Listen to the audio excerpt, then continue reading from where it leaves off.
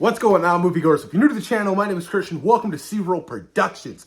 We got some Marvel scoops we got to talk about, you guys. Apparently, Chris Hemsworth is coming back for Avengers Doomsday. That's kind of a no-brainer. I'm pretty sure we all expected that. But also, George Miller and Chris Hemsworth have been talking about a potential Thor project, and George Miller has met with Kevin Feige for multiple projects. This one is interesting. And other news, you guys, we are going to be talking about how Spider-Man 4 is going to introduce another love interest, possibly Black Cat.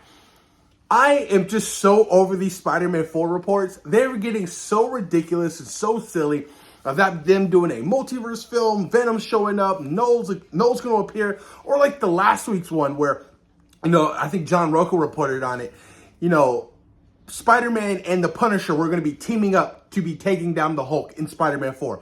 I'm like, what's going on with this? What is happening with some of these reports? Some of these reports are so outrageous. I'm like, I'm taking everything with Spider-Man 4 to be with a grain of salt.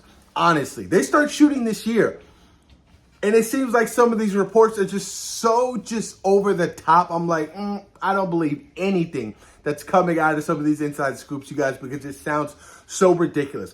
But maybe they want you to believe that. Maybe they want you, they want to mislead you in a certain kind of direction because of all the Spider-Man No Way Home leaks and reports. Remember that? Like when that shit got leaked and, oh my God, Spider-Man No Way Home was one of the most leaked Marvel projects of all time, you guys. And we're going to be talking about The Watchers. Apparently The Watchers, they're going to be appearing in Avengers Doomsday and Secret Wars. But not only one, we're going to be having multiple versions of The Watchers looking over the multiverse and the sacred timeline, which honestly, it makes all the sense in the world that multiple Watchers will be appearing. But could it be Jeffrey Wright's Watcher? I would love to see Jeffrey Wright get a shot of actually, being the Watcher in full-blown, mocap performance. That would be so fascinating. And why not? I think he's wonderful in what work he has done in the What If series on Disney+. And we saw a little glimpse of the Watchers in Guardians of the Galaxy Volume 2. Don't forget about that as well. So many interesting topics, you guys. Let's discuss it. So let's talk about, obviously, the no-brainer one. Thor is going to appear in the next two Avengers films. I mean, why wouldn't you have Thor? He's, still a part of the Avengers. He's still one of the most important Marvel characters, as we know. But I want to talk about, his particular role in Thor 5 and how we could have such a beautiful, most poetic moment when Thor finds out what truly happened to Loki in a different timeline. That would be really interesting to me. I would love to see this godlike Loki really interact with Thor, especially since Thor thinks Loki is dead in his particular timeline. That would be so fascinating to me. I would love to see a beautiful brotherly love reunion. I want to see that. And of course, Loki is going to appear in Avengers Doomsday or Secret Wars. He has to, you guys. He's holding everything together, you guys. He defeated Kang. Loki is possibly one of the most strongest beings in the Marvel Cinematic Universe.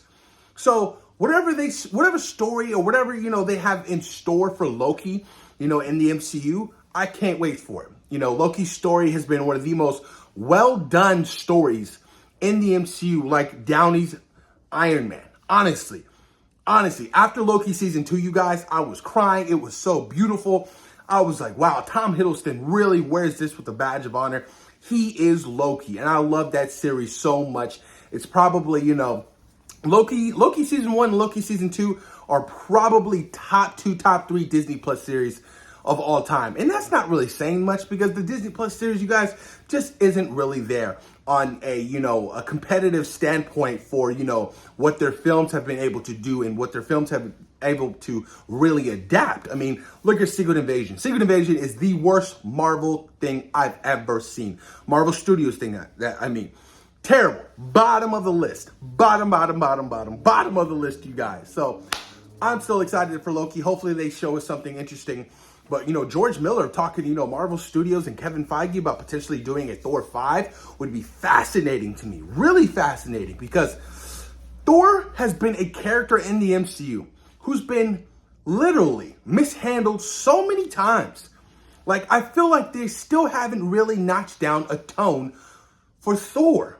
And it's so frustrating me. He's just hopping all over the place with the tone and the vibrance of the character. Like, you look at the rebirth of the character in Thor Ragnarok. Taika did a wonderful job. You know, Chris Hemsworth really added the comedic stuff to it, but it wasn't over the top. It was still great. And he was still very much powerful in that film. And then you had the Russo brothers take it over in Avengers Infinity War and in Avengers Endgame. And boy, did they cook with Thor. Thor in Infinity War, banger. The best version of Thor we have ever gotten, you guys. And then Taika went full Taika with Thor Love and Thunder. Absolutely just made a parody of the character. It was terrible. Thor Love and Thunder is still on my list of the bottom tier MCU films. I'd rather watch Thor The Dark World. Because at least Thor The Dark World has meaning to it now, especially after Avengers Endgame. And it's a better story and it's more entertaining. You know, some would say you can't do Thor without Loki. And Thor Love and Thunder kind of proved it. So let's see what happens with that. I'm just really hoping with, a good story for Thor 5, really getting back to its roots. He could still be a little bit comedic, but get serious on it. You know what I mean? I want to see Chris Hemsworth really dive deep into a serious iteration, a serious, older, godlike Thor. Like, that's what I want. I want him to really transform into Thor Odin's son. I want to see Odin, but, Chris Hemsworth, it really just embody that serious nature. And George Miller can definitely bring that out of him. And especially with Thor Love and Thunder kind of ending, he's going to fight Hercules. That would be fascinating. That would be interesting. But, I wasn't the biggest fan of the guy who was playing Hercules at the end of Thor Love and Thunder. I was like, what? This is Hercules? This is your guy? I was like, okay, whatever. I wasn't impressed. You think of Hercules, you think of someone ginormous on the same size level as Chris Hemsworth. I was like, this guy is so small. I was like, what is this? I was like, come on, man. But who knows what's happening with, Hercules. And I'm pretty sure it's going to be with the same storyline, even if they do Thor versus Hercules. They're going to fight each other multiple times, and then, there's going to be a bigger threat, and then they're going to have to come together, and then Hercules is going to be, an Avenger. It's like, it's the same trope we always get for that, that villain thing. And I hate it. I hate it so much. I don't want to dive deep into that because we've seen it multiple times on so many different iterations. I'm over it, you guys. So hopefully Thor 5 and hopefully Thor, when he does make his appearance in, Doomsday and Secret Wars, it's on a serious matter. We might see multiple variants of Thor. Who knows? We are still deep in the multiverse saga right now, you guys. And Secret Wars is only going to expand on that. I definitely think that they're really going to make Doctor Doom a heavily most powerful presence like Thanos. And we could potentially see Doctor Doom literally wipe out the entire Avengers in a different multiverse storyline. And I would love to see something like that. Like, can you imagine he just decimates all of them, Thor, everybody included, you guys? It could work. And that could set the tone for your Doctor Doom for your next 2 Avengers films. It has to work, you guys. Spider-Man 4, you guys, small little topic. His love interest, the Black Cat. Zendaya is said to be taking a little bit of a back seat in this, Spider-Man 4 film, which is okay with me. I am fine with him moving on outside of MJ to really expand on Peter's depth and, his maturity and things of that nature. Even if it is Black Cat, cool. I'm fine with that. I don't know. Black Cat hasn't really been done before, live action. So that would be interesting to see how they handle that. I know there was rumors of like Sydney Sweeney potentially doing it. I was like, that would be interesting. Sydney Sweeney and Zendaya. Hey, Tom Holland, my man. He's doing big things. But, he is engaged to Zendaya right now. So they're looking to really, come much closer together in their personal lives. So Spider-Man 4, you guys, who knows what's happening?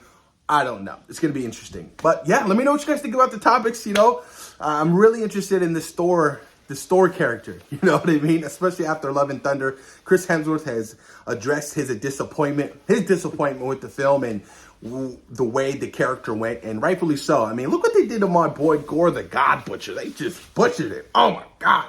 Oh, it's so fascinating to me, you guys. It's so fascinating to me. But let me know what you guys think in the comments down below. Have you gotten your Captain America Brave New World tickets? I hope you guys are all seeing an opening weekend because you should go out and support your Captain America, you guys. Now talk, thank you guys, and I appreciate all of you guys for, watching and tuning into the channel every week. It means so much, and I love it. Thank you guys. I hope you guys all have a wonderful day. Peace.